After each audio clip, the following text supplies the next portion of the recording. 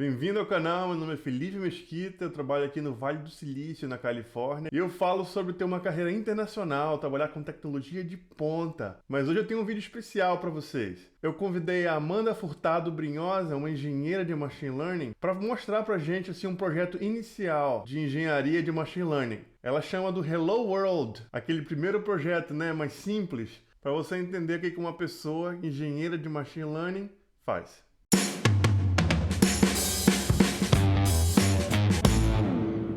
Amanda, é um prazer ter você aqui no canal. Valeu aí pelo convite. Vamos começar com uma pergunta aqui hoje. O que faz uma pessoa engenheira de machine learning, né? Vamos lá, tentar descobrir o que é essa profissão que tanto se fala agora, né? Então, primeira opção, a pessoa engenheira de machine learning é aquela que faz modelos de IA que vão dominar o universo. Essa é uma possibilidade, eu acho, hein? B, estuda formas de dominar o universo com IA. Pode ser, hein? C, faz integração, automação e monitoramento de soluções que envolvem IA. Letra D, essa profissão, na verdade, ela é fake news. Olha, tenho minhas dúvidas, assim, né? Até conversando com outros colegas, eles dizem, olha, boa parte do meu tempo eu não sei o que eu estou fazendo. Então, assim, acho que é letra D, né? Me parece. Mas, na verdade, assim, de forma geral, não existe hoje um padrão, né? Para dizer o que faz a pessoa engenheira de machine learning, né? Mas, assim, de uma forma muito geral, a gente diz que é fazer essa integração, automação, monitoramento, a gente vai se preocupar com custo, a gente vai se preocupar com escalabilidade, com aplicabilidade das coisas. E aí, o que seria, então, esse Hello World da engenharia de machine learning, né? Porque aqui a gente não vai falar simplesmente lá dos modelos de inteligência artificial. A gente vai falar de uma coisa muito mais ampla, que é a solução de ponta a ponta. Não adianta ter só lá um modelo, mas eu não usar ele para nada. Então, o nosso trabalho é justamente fazer ele ser utilizado por alguém, né? Ser utilizado por um usuário. E aí, a palavra-chave aqui vai ser pipeline. Então, é esse fluxo, né? O pipeline ali vai ser aquele caminho que a gente vai percorrer para que o nosso modelo funcione. E aí, assim, aquele alerta básico, né? Perigo. Antes de mais nada, a gente sempre vai ter que lembrar, né? Inteligência artificial nem sempre vai ser a melhor resposta. A gente sempre vai ter que se preocupar se é viável em termos de custo, se eu tenho dados suficientes, se eu tenho necessidade realmente de resolver um problema que às vezes é simples, posso resolver com algumas regras, posso resolver com modelos simples, não preciso utilizar aquelas redes neurais super complexas, que todo mundo fala hoje que é lindo e maravilhoso. Nem sempre eu vou precisar fazer isso. Então, é bom sempre a gente ponderar isso, né? Apesar de, no nome ali da função da pessoa ter ali o machine learning, né? Nem sempre o trabalho da pessoa de engenharia de machine learning vai ser isso. Às vezes vai ser trabalhar para que tudo funcione, para que daí sim a gente consiga colocar lá o modelo, colocar uma parte ali de machine learning, né? Então, a primeira coisa que a gente tem que pensar quando a gente vai fazer uma solução que envolve inteligência artificial é pensar num problema. Então, aqui no exemplo que eu vou trazer hoje, por exemplo, vai ser a questão de um problema que eu tive aqui, que tem a ver muito com saúde, que é o contexto que eu trabalho hoje. Então, eu tive lá um problema e aí eu preciso, verificar algumas questões para ver se eu vou usar a inteligência artificial ou não, porque às vezes não vai valer a pena também, né? O segundo passo que eu vou precisar ter aqui é a questão dos dados. Eu não consigo hoje fazer um modelo legal de inteligência artificial se eu não tiver dados suficientes ali, seja para treinar um modelo, ou seja para analisar, para tomar alguma decisão. Não tem como a gente fazer isso, a gente vai precisar ter essa fonte e, geralmente, né, em aplicações reais, a gente vai precisar ter esses dados de forma contínua para que a gente continue melhorando aí a nossa solução, né?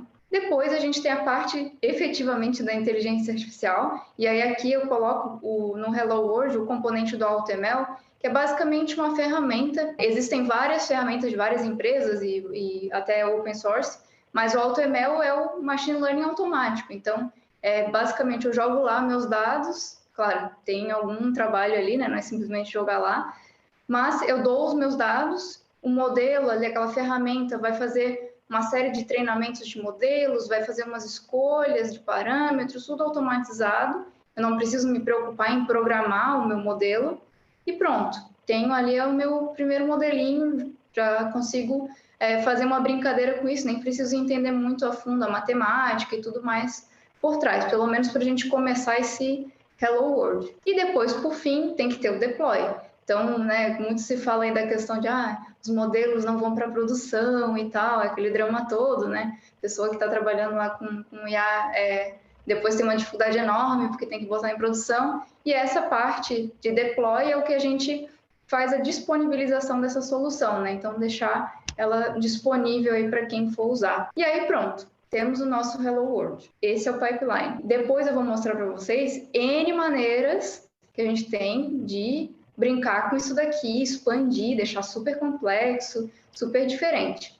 E aí aqui eu trouxe só para ilustrar um exemplo de uso desse nosso Hello World. Eu fiz um notebook, tem lá no meu GitHub todo um repositório específico para esse probleminha que eu montei. E aí o que era o meu problema? Bom, hoje lá na área da saúde, quando a gente pensa em radiologia, por exemplo, né, raio-x, e isso ficou muito em evidência agora até por causa da pandemia, né, a gente tem um grande problema que é a organização dos dados, né? Então, por exemplo, eu quero fazer um modelo que detecte COVID através de raio-x de tórax, que é uma coisa bem específica. Um dos trabalhos que eu vou ter é limpar os dados antes de fazer esse modelo que detecta COVID nesse tipo de imagem. Só que o que acontece? Às vezes eu vou receber os dados e aí lá vai ter algumas características importantes. Então, por exemplo, a gente pode fazer o raio-x de frente, de lado, vários tipos de posições. E isso vai determinar o tipo da minha imagem. Então, o meu problema aqui é relacionado a essa posição. Por quê? Porque quando a gente vai olhar lá dados que a gente recebe dos nossos clientes, a gente vai ver, está dizendo, esse raio-x é de frente, mas quando a gente abre a imagem, ele é de lado. Uma marcação ali errada, dizendo que ele é de lado, é de frente, e por aí vai. Uma confusão ali, uma mistura nos dados. E isso pode prejudicar o resultado do nosso modelo. Beleza, tenho a minha primeira caixinha aqui do pipeline do Hello World. O meu problema é tentar fazer alguma solução que identifique qual que é a posição do raio-x para que eu consiga limpar os meus dados de uma forma melhor, consiga classificar para conferir, confirmar que eles estão todos na posição certas. Só para vocês terem uma ideia, né, aqui tem uma série de imagens de raio-x, esse aqui é uma vista anteroposterior, que se chama, mas a gente poderia também ter um lateral e outros tipos. Beleza, tem o meu problema. Agora eu preciso dos dados, né? Bom, para fazer o meu pipeline aqui, o próximo passo é esse. Às vezes eu quero só fazer um estudo, eu quero só fazer uma brincadeira aqui, eu não tenho dados, eu não estou numa empresa, num contexto em que eu tenho essa disponibilidade dos dados. Bom, o que eu posso fazer? Hoje existem vários lugares na internet que conseguem encontrar vários conjuntos de dados, né, os datasets públicos, e tu pode usar para fazer esses estudos, essas brincadeiras. Aqui no meu exemplo hoje, eu peguei um dataset público que foi feito aí para COVID mesmo.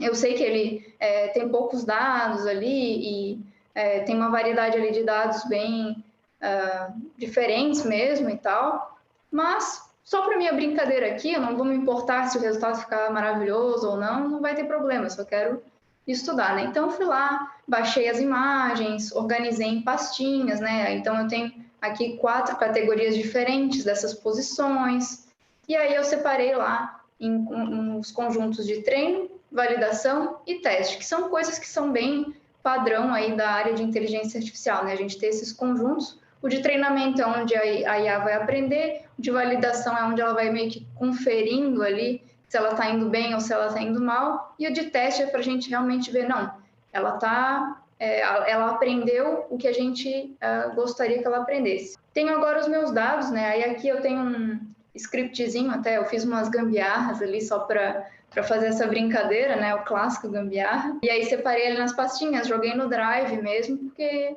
era só para esse estudo, né? Ok, tenho meus dados. E qual que é o próximo passo ali? Aqui, assim, só para mostrar para vocês, eu já usei aqui a biblioteca que vai ser a do AutoML, né? Então, a gente já partindo um pouco para a caixinha do AutoML, que é a parte de inteligência artificial mesmo, aqui a gente primeiro precisa organizar na parte do código, só dizendo assim, olha, as minhas imagens lá, né, meu conjunto de dados, ele está nessa pastinha no Drive e tal. Então, aqui eu tenho algumas configurações básicas só para dizer onde estão as minhas imagens. Aqui eu tenho, por exemplo, o tamanho da minha imagem, né? Por exemplo, ele vai ter imagens super grandes, super pequenininhas, mas eu quero deixá-las todas do mesmo tamanho. Então, eu posso passar também isso como parâmetro, posso passar um monte de outras coisas. Mas aqui eu passei só o básico do básico para simplificar. Essa parte do código não vou entrar em muito a fundo, tá, gente? Na documentação depois vocês conseguem ver certinho todos os parâmetros com calma. Aqui eu estou passando só a ideia geral. E aí aqui vocês podem ver assim, ó, no conjunto de treino eu tenho 692 exemplos que estão em 4 classes, né? 4 categorias lá daquelas posições. 86 no validação e 87 no teste. Beleza, tenho meus dados organizados aqui, prontinhos para serem colocados lá no meu AutoML. Aqui para o AutoML, eu estou usando uma ferramenta que se chama AutoKeras. Ela ainda não é tão usada, assim, eu não vejo muito pessoal falar. Mas quando eu fui ler a documentação e procurar sobre, eu achei ela tão simples para quem já trabalha com Keras e tal, e ela tem uma documentação legal, ela explica todos os parâmetros e tal, então se a pessoa for ali ler com calma, ela consegue ir entendendo o que é o básico ali, o que realmente precisa, e muitas coisas são muito padrão. A gente pode usar primeiro esses parâmetros que são padrão aí na área, e depois a gente pode ir brincando se a gente quiser. Então aqui, nessa parte do AutoML, o que eu vou configurar? Bom, eu vou configurar aqui que eu quero fazer um classificador de imagens. Eu quero classificar aquelas minhas imagens de raio-x pelas posições. Então, eu vou dar alguns parâmetros aqui. Ó. Eu quero que você me diga essas métricas, eu quero que esse meu problema aqui, por exemplo, ele não é multilabel, ele é multiclasse, né? Eu tenho várias classes, mas ele não vai ser de classes simultâneas, não seria multilabel. Vou dizer onde é que está ali algumas informações e pronto. Quero fazer uma tentativa só, porque ele vai fazer o quê? Ele vai testar vários algoritmos, várias configurações ali, misturas, para tentar achar uma solução ótima, vamos dizer assim. E aí pronto.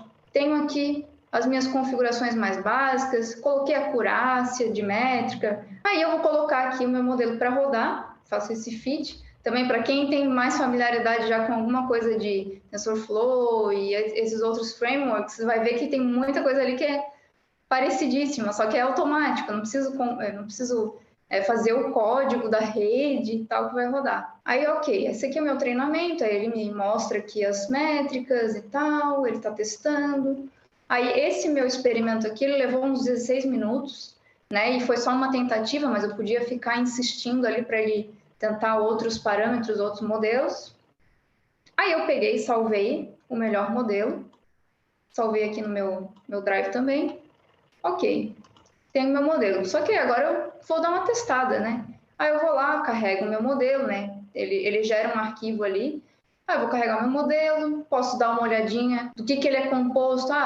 São várias camadas aqui, camada do tipo X, Y, Z, com os parâmetros assim, mas foi ele que fez tudo automático, né? Essa é a vantagem do AutoML, né, que você está usando. Você não especificou nada dessa rede, né? Você só disse, ó, tá aqui os dados, tenta achar para mim a melhor rede possível aí. Por isso que não tem tanto código assim, né? É mais simplificado, né? Exato, é muito mais simplificado. E por mais que a pessoa fale assim, ai, mano, mas eu nem sei fazer código, não mexo com isso, como é que eu vou chegar e fazer? Mas as coisas são tão bem documentadas nessas ferramentas de AutoML que é mais simples ainda. Esse aqui, eu escolhi ainda uma ferramenta que tem que mexer em código.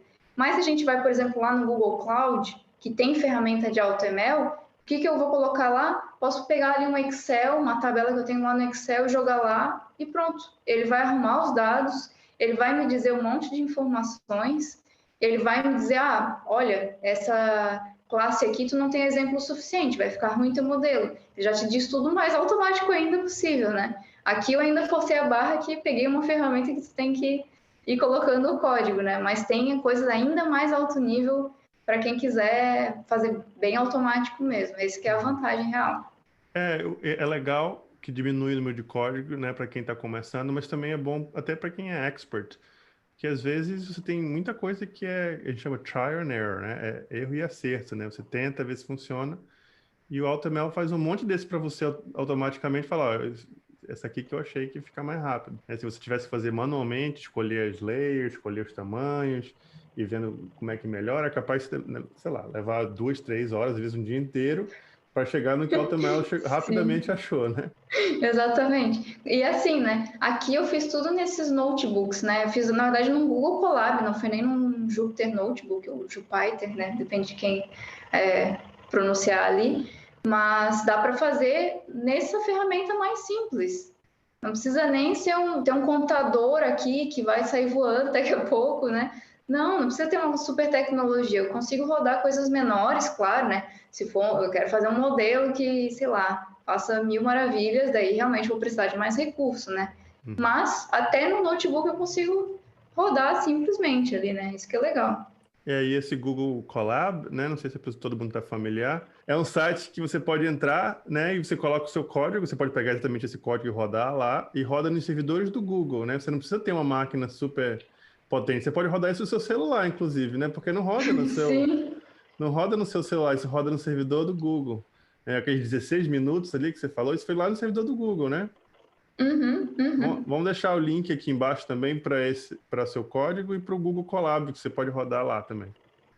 Exato, dá para importar arquivos que são desse tipo aqui, que são notebooks de Python, dá para importar lá direto. Então, só importa, roda lá, mexe, brinca e é simples assim mesmo. É legal mesmo para estudar. Aí, beleza, aqui eu só, enfim, plotei um monte de coisa que eu estava curiosa, né? Isso também é uma outra questão importante, né? A questão de a gente usar o AutoML é lindo, é maravilhoso, só que tem uma coisa que a gente tem que tomar cuidado. A gente não sabe o que acontece por trás, às vezes, da ferramenta.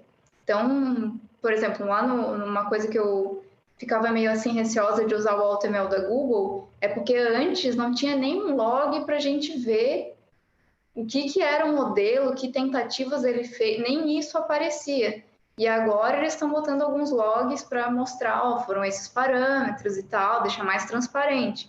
Nessa ferramenta aqui do AutoCares, ainda consigo acessar ali todas as configurações, consigo ver quais são as camadas do meu modelo, consigo ver todos os parâmetros, consigo ver tudo. Então, isso também é uma coisa bem importante, né? Se eu vou tentar usar essa solução para uma coisa que é muito sensível, assim, uma aplicação que seja muito sensível, coisa de saúde, por exemplo, e tal, tem que tomar um cuidado, porque beleza, é lindo, é maravilhoso, mas às vezes eu não sei como funciona e eu posso ter um comportamento que eu não imaginava que fosse acontecer. Então, é um ponto de atenção, talvez, ali, que a gente precisa ter. E aí, aqui no final, eu fiz uma prediçãozinha ali, né, só para dar uma testada no meu modelo, peguei uma imagem lá do meu conjunto de teste, que era lateral, daí eu passei ali e eu sei que essa ordem aqui que ele retorna, né, ele retorna assim do jeito não humano, né, ele retorna do jeito dele ali, mas eu sei que essa terceira classe aqui, que é o que ele disse, é o lateral, então ele acertou, beleza, só para realmente confirmar ali se está funcionando. Entendi. Pode Então ele falar. pega uma imagem e aí ele vai tentar dizer se a imagem que foi tirada é de frente, de costa, lateral e aquela outra anteposterior, né, que você falou. São essas 4 classes, né? Então esse seria o output layer, né, a camada final e dizendo o que é a saída do sistema, né? E que você falou que é bem difícil de entender, porque é tudo codificado, né? Ele fala 0 se não for e 1 se for, né? Exatamente. E aí, como ele é um problema de multiclasse, daí cada espacinho ali do meu vetor vai ser uma classe. Então, se ele der vai ser específico para cada uma, né? Se fosse multilabel, ele podia dizer e para 2 classes diferentes, por exemplo. E aí agora a gente tem a parte do deploy, beleza? Tem meu modelo, muito legal, ele funciona, tal. Lindo, maravilhoso, sei as métricas, ficaram bem legais as métricas. Nesse caso nem ficou, né? Finge que sim. De novo, é só brincadeira, né? Mas na prática a gente vai sempre cuidar, né? Ali ficou com 75%. Tá ótimo. Para o que eu precisava aqui era ótimo. Agora a gente tem então a parte do deploy, né? Aqui eu segui uma estrutura que eu estou muito acostumada no meu trabalho, mas assim, tem N maneiras de fazer. Tem plataformas também que vocês conseguem pegar e colocar lá, mesmo que seja de graça e tal. Claro que ele não vai ser um negócio para tu usar para vender, assim, né? Mas existem, por exemplo, o Python Anywhere e tem também o Heroku. Ambos dão para fazer deploy de aplicações assim menores, de graça. Já é alguma coisa assim para estudar, para testar, para brincar. Aqui, o que eu fiz? Uma coisa que é muito solicitada, né, quando se trabalha nessa área, é ter conhecimento de containers, conhecimento de APIs. Então, claro que vai depender muito da empresa, né, mas acaba que em algum momento vai chegar essa hora de ter o contato com o deploy, né, e é um padrão que muito é seguido em várias empresas e não necessariamente na parte de inteligência artificial, né, a gente vai ter N maneiras de fazer, mas a containerização das nossas aplicações é legal a gente saber, porque daí eu consigo colocar ela em qualquer lugar, eu consigo hospedar ela em qualquer lugar, pode ser num servidor local, né, numa máquina física, eu posso servir lá na nuvem, em diferentes nuvens, porque daí o container é uma coisa meio que universal, assim, então não vai depender de outras coisas, né? Não vai depender dessa compatibilidade, né? Porque está tudo dentro do meu container ali. E aí aqui eu seguia um padrão, mas assim, é bem livre, tá, gente? Aí o que eu tenho aqui que compõe, né? Então, eu tenho a parte da minha API, que é basicamente onde eu vou fazer as minhas requisições, eu vou mandar lá, olha, eu quero a predição aqui para essa imagem, vou mandar uma imagem e ele vai me retornar dizendo o que é. Então, até para vocês verem aqui, eu peguei um exemplo aqui da internet qualquer, aleatório, de um raio-x lateral, e aí eu vou fazer aqui a minha predição, aí ele disse, ó, eu mandei só a URL aqui da minha imagem, né? Peguei o link aqui dessa imagem. E aí aqui ele diz, ó, esse é um raio-x lateral. Beleza, ele acertou, né? Quase não foi coincidência, que eu peguei uma imagem bem bonita, bem legal para ele testar. E aí aqui, o que ele vai ter nessa composição, né? Ele tem a API, que é realmente onde eu vou mandar lá assim, ó, eu quero a predição. Aí ele vai me retornar essa resposta, como vocês viram. Eu tenho o meu script ali, que vai fazer a parte de classificar, então ele vai carregar o meu modelo, aquele que eu exportei lá, que eu salvei na minha pastinha, ele vai carregar o modelo, vai fazer ali uma limpezinha também da imagem, né? Ele vai puxar a imagem lá, porque eu mandei um link para ele, né? Não mandei a imagem em si. Então ele vai puxar a imagem, vai tratar, vai colocar no tamanho que o meu modelo vai entender, né? É um dos parâmetros que a gente coloca lá no início, se vocês forem revisar lá no código, esse 512 por 512. Carrego o modelo aqui, nessa parte, né? E pronto, faço a minha predição. E aí eu aqui deixo de uma forma humana, né? Que lá no final a gente tinha visto que ele botava naquele vetor, né? Naquela forma matemática, digamos assim. E aqui eu transformo para uma linguagem humana ali, então ele dá aquela mensagem bonitinha, ah, esse é o raio-x lateral e tal. E pronto, essa é a minha lógica. Aí aqui eu tenho a parte do container, então eu vou só jogar para lá os meus scripts, colocar o meu modelo lá dentro desse container, é como se fosse um computadorzinho, pensem assim. Tem um computador e eu vou jogar os arquivos que eu preciso para rodar a minha aplicação dentro desse computador. E eu preciso instalar as dependências, as coisas que ele precisa para funcionar. E aí aqui eu usei o Docker Compose, mas também é só por costume ali de padrão de coisas que eu uso, mas nem precisava ter um orquestrador, né? O Compose, ele vai fazer orquestração. Se eu tivesse, por exemplo, uma aplicação que tem um banco de dados, então seria legal, porque daí eu tenho um container ali rodando a parte da aplicação e eu tenho um container separado, por exemplo, para base de dados, né? O banco de dados. Aí poderia orquestrar esses dois computadores para eles funcionarem juntos. Ó, eu quero que os dois se comuniquem, então eu vou usar o Docker Compose para isso. E pronto. Tem aqui. Aqui tem outros arquivos aqui, que é coisa de repositório aqui, que eu gosto de seguir também um padrãozinho. Ali tem um README, tem outras coisas de teste e tal. Inclusive, parte de teste automatizado também é uma outra coisa a se estudar, se a pessoa quiser ir depois aprimorando seu conhecimento. É uma coisa legal de saber. E aí aqui, só para sacanear o meu modelo, eu vou pegar a foto de bananas para testar o que o meu modelo vai dizer.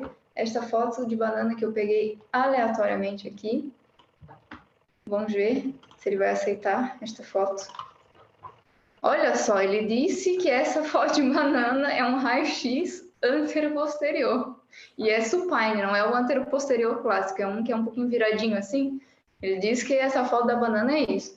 Aqui, eu só pego esse exemplo de sacanagem, eu sempre faço isso, para a gente ver que o nosso modelo ele também não é um negócio perfeito, né? Se ele aprendeu a ver só a imagem de raio-x, a hora que eu dou uma imagem aleatória de qualquer outra coisa para ele ver, ele vai tentar responder alguma coisa, mas não necessariamente vai ser a certa, né? Então a gente tem que ter a responsabilidade aí com as nossas soluções, né? Não vamos aplicar em qualquer lugar e achar que ele vai saber tudo, né? A inteligência artificial ele é igual uma criança, assim. A criança vai aprendendo porque a gente vai dizendo para ela, olha, isso aqui é um cachorro, isso aqui é um gato. E depois ela vai aprendendo diferentes tipos de cachorro, todos são cachorro, mesmo que sejam bem diferentes. A inteligência artificial é a mesma coisa, né? A gente vai dando os exemplos, ela vai aprendendo. Se eu der a foto da banana e disser que é uma banana, ela vai aprendendo. Se ela conseguir ver bastante exemplos, ela vai aprender. Mas se ela nunca viu essa foto antes, para a máquina não é igual ao cérebro humano. A máquina não interpreta igual a gente interpreta.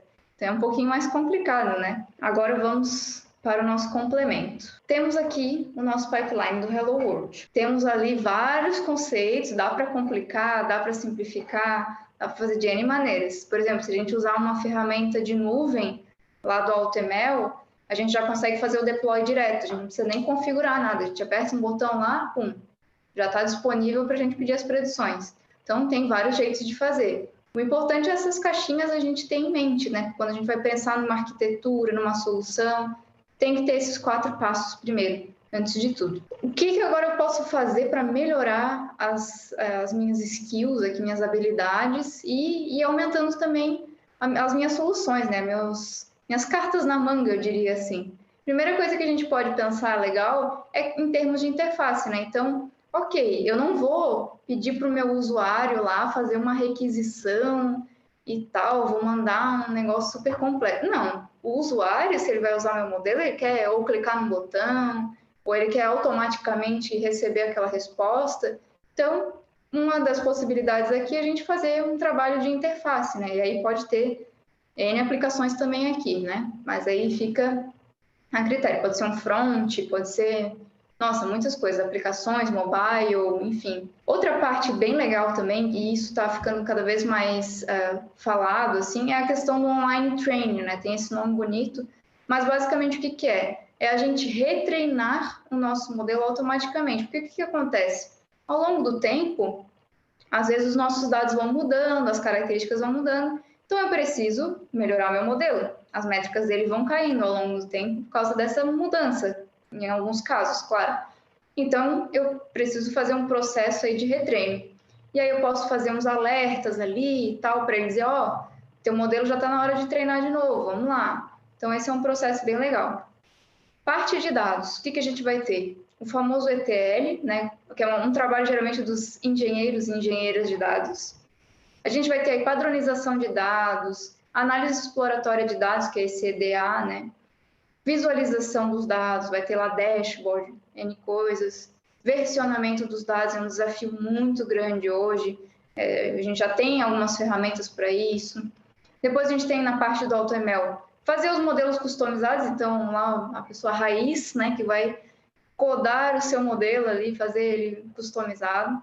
A gente tem as soluções em nuvem, então tudo bem automático mesmo, e tem infinitas ferramentas, assim, se for pesquisar. Parte do deploy. A gente pode pensar, por exemplo, em estudar a questão da escalabilidade das soluções, então, eu vou, 1 milhão de usuários vão usar a minha solução, então eu vou ter que me preocupar com isso, não posso rodar aqui no meu computador simples que não vai funcionar, né? Vou pensar também, geralmente, em plataformas de nuvem, né? Que é uma coisa que tem segurança e etc. Tem N fatores ali para a gente decidir isso. A parte de interface, ainda a gente pode pensar o quê? Explicabilidade, então, entender o que o nosso modelo está vendo ou usando para tomar aquela decisão que ele está tomando. Então, ele vai dizer que é uma banana por causa da cor amarela, e aí ele vai destacar alguma coisa ali na imagem, ou do formato. Então, a gente pode ter algumas técnicas para fazer isso, e tem muito a ver com a parte de inteligência artificial responsável. Hoje existe uma área só para estudar essas técnicas e todas essas questões éticas que envolvem, isso é muito importante. Parte de dashboard de novo, então esses painéis em que a gente vai visualizar as coisas acontecendo, e também questão de suporte à decisão, né? Eu fico pensando bastante nessa parte de saúde, por exemplo, né? Suporte à decisão ali a gente pode utilizar, né?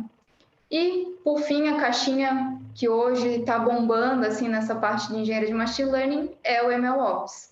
Então, essa operacionalização da parte de machine learning, para quem já ouviu em algum momento a parte de DevOps, né, desenvolvimento ali, tem muito a ver, tem muito essa questão da automação, de facilitar as configurações, de automatizar os processos. Então, essa é uma área que hoje tem poucos profissionais capacitados, realmente capacitados, e é uma área que é nova, então ninguém ainda sabe exatamente quais são os padrões. E aí a gente vai poder se aprofundar, estudar. Quem gosta de se aventurar numa nova área, essa é uma ótima oportunidade para fazer isso. E é isso, assim, tem um mundo enorme aí para a gente explorar, mas tem para todos os gostos aí e, como vocês podem ver, engenharia de machine learning pode ser muitas coisas. Vai depender muito, acho que, da empresa, do interesse e também do que tu está buscando de objetivo mesmo de aplicar aí, né, de resolver problemas. Esse é o maior trabalho aí da pessoa que trabalha nessa área. Então é isso, Amanda, muito obrigado pela aula que você deu para a gente inicial, né, de engenharia de machine learning.